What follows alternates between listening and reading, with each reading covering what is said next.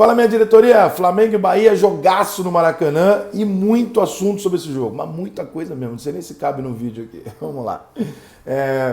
Como o futebol ele é julgado pelo resultado, durante o jogo eu estava no meu barco cheio de flamenguistas, né, e estava vendo ali no bar a rapaziada reagindo positivamente ao primeiro tempo, muito negativamente à virada em 15 minutos do Bahia, reagindo negativamente às alterações do Rogério Ceni e tal. E aí, quando a bola entra, todas as reações se tornam contrárias, né? Porque tudo aquilo que você viu ganha uma nova interpretação. Então é curioso que até o sei lá que minuto, que foi o gol de empate do Flamengo, o gol do Pedro, o Rogério era uma merda, que alterava mal, e os jogadores do Flamengo estavam claramente nervosos em campo, né? Discutindo, brigando, caralho e tal, não sei o quê. Claramente um time desequilibrado, o Rogério ruim, tipo, o campeonato estava entregue, não pode uma defesa tomar aqueles gols. A arbitragem foi comprada pelo São Paulo, enfim, todas aquelas coisas. Aí, quando termina o jogo, vira o jogo, o Flamengo ganha o jogo. Como é que se interpreta tudo isso? Os jogadores brigando, com gana, não aceitando a derrota o jogo inteiro, né? Se cobrando, peitando o adversário. Porra, o Rogério Ceni botou o time pra cima. Né? Todas as imagens que você tinha são alteradas pelo resultado do jogo. Então, a gente sabe disso, então a gente já está acostumado. Mas tem algumas coisas que são verdades mesmo. Como, por exemplo, que o Flamengo estava muito pilhado no jogo. Né? Se pilhado para o bem ou para o mal, não sei. Eu acho que até que no final das contas, né, ficou para o bem, mas estava muito pilhado. O time do Flamengo estava nervoso, gritando, brigando, toda jogada, peitando o tempo inteiro os jogadores do Bahia, como se aquilo fosse uma questão pessoal. Inclusive, eu acho que muito disso levou ao que aconteceu lá no caso do racismo no final. O jogo estava muito pessoal entre eles. Assim, parecia que Flamengo e Bahia tinha um problema ali, os jogadores. Né, entre os jogadores. Tinha horas ali que você vê que vários jogadores do Bahia vinham e o Bruno Henrique peitava um por um e tal. Aí outro lance lá atrás, eu não me lembro quem foi o jogador do Flamengo metendo o dedo na cara, e o jogador do Bahia juntou dois lá. Foi uma guerra, uma final, um negócio esquisito pra caralho. Mas enfim, vamos pela cronologia do jogo então. Expulsão do Gabigol. Eu não vi imagem nenhuma que mostre o Gabigol xingando o juiz e mandando o juiz tomar no cu. Gabigol pode ter mandado o juiz tomar no cu? Pode. Isso pode ter acontecido porque é normal, né, que o jogador de futebol faça isso. O juiz pode expulsar? Deve. O jogador não pode mandar o juiz tomar no cu. Isso é regra, né? Você não pode fazer. Os jogadores, quando fazem isso, fazem fingindo que é pro outro lado, o cara não fazem pro juiz.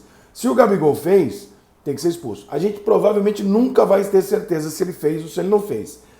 O fato é que esse juiz é razoavelmente coerente, porque esse juiz, no ano passado, no mesmo jogo Flamengo-Bahia, que estava 3-0 pro Bahia, inclusive, ele fez a mesma coisa com o jogador do Bahia que xingou ele durante o jogo.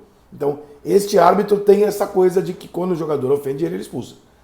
Ele tem isso coerentemente lá. Se realmente expulsou, daí são outros 500, a gente não vai saber, provavelmente tão cedo. Provavelmente ninguém vai conseguir uma imagem conclusiva sobre isso. As imagens que eu vi até agora não mostram o Gabigol xingando, mas o que não quer dizer, né? Porque ele está mexendo a boca, você sabe o que ele está falando. Mas não parece que ele está, né? Enfim. Passando por isso, vamos para a questão da arbitragem. Eu continuo achando uma idiotice esse negócio de achar que a arbitragem é comprada. Todo time que está perdendo o campeonato, todo ano, pode reparar, o campeonato de pontos corridos, todos os anos, o segundo colocado do Campeonato Brasileiro ou o terceiro colocado estão invariavelmente o ano inteiro acusando o líder de estar em acordo com a CBF.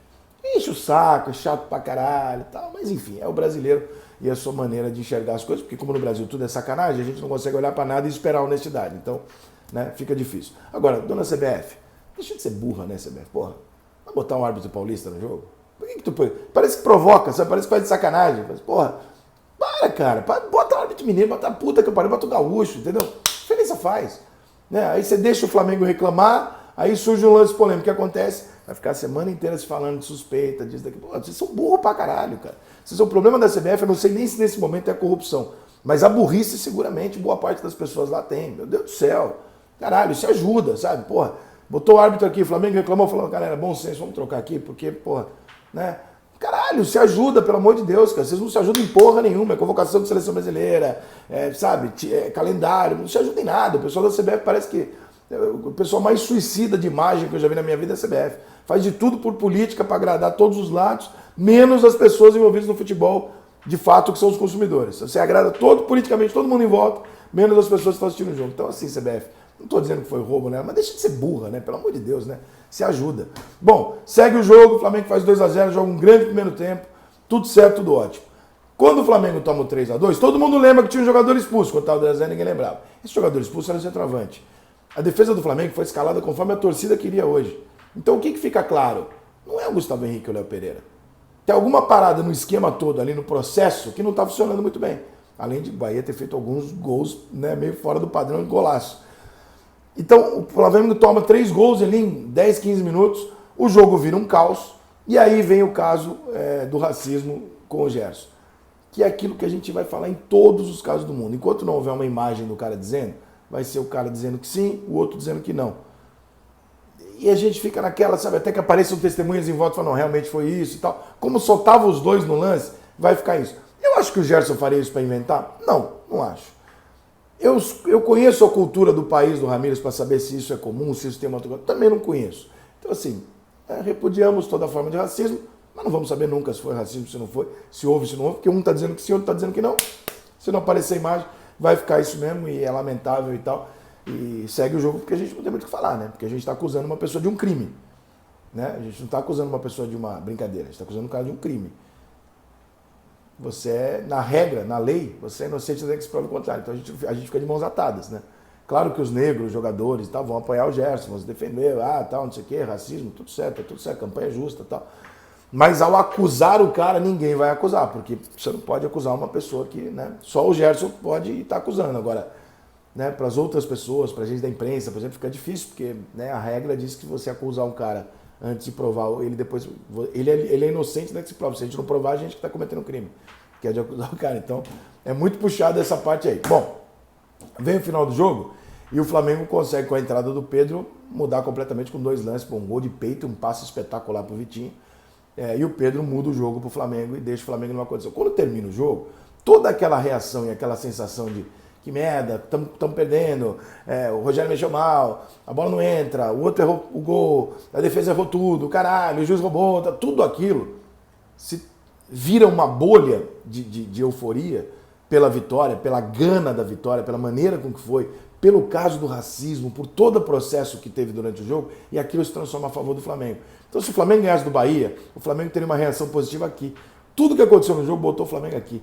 Eu continuo dizendo, desde sempre, todos os meus vídeos eu digo isso, para mim o Flamengo é o grande favorito ao título brasileiro, por ter o melhor elenco, por ter a melhor tabela daqui para frente e pelo São Paulo ter outra competição e ainda não ter tido o surto de Covid que fatalmente vai ter em algum momento. Então, eu acho que o Flamengo sim é o grande favorito ao Campeonato Brasileiro. A distância do São Paulo ali, tirando os jogos a menos, pode ser de 2 pontos, ou seja, nenhuma, né? Tem confronto direto e tal. Acho que o Flamengo é o grande favorito e acho que ontem, com todos os problemas que o Flamengo teve durante o jogo, o Flamengo saiu ainda mais forte e favorito para o título brasileiro, porque ontem o Flamengo reverteu uma situação que era fácil, ele permitiu se tornar difícil e ele transformou de novo no final do jogo através de mudanças, de postura, de briga, etc. Então o Flamengo sai do Maracanã vítima da arbitragem, com uma puta virada nas costas no final do jogo, vítima de racismo, contra tudo e contra todos. Aqui é Mengão caralho. O que o Flamengo quer mais do que isso? O jogo do Flamengo ontem foi desenhado para o Flamengo continuar uma arrancada no Campeonato Brasileiro rumo ao título, que é absolutamente possível e até previsível pela discrepância de times, que é de qualidade técnica do Flamengo, não disputando outra competição. O Flamengo está disputando outras competições, vai meter um mistão aqui e ali, mas o Flamengo só no Brasileirão é muito difícil de segurar. E é isso. Valeu?